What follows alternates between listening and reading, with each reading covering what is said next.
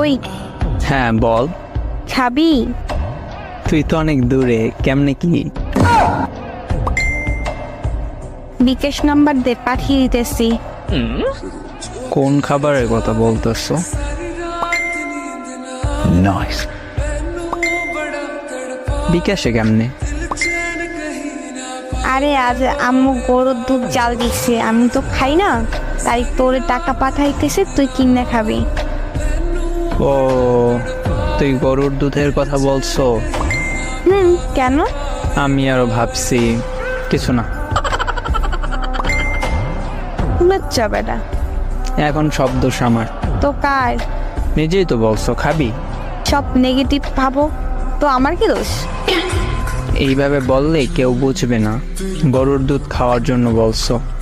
সবাই ওইটাই বুঝবে যেটা তুই বুঝছো। ফাজিল। তুই আমার বানাইছো ফাজিল? নিজে হইছো। জি না, এমন খাবি খাবি বললে এমন বানাইছো। আরে খারাপের কি বলছি?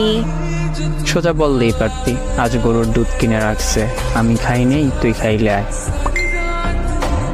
এইটা না বললা আমার পচা জিনিস ভাবাইছো। না, আমি তোর গুলা খাওয়ার জন্য দুধ খাই না। আমার কোনগুলা? ও আচ্ছা, ওইটা পচা জিনিস। দুধ।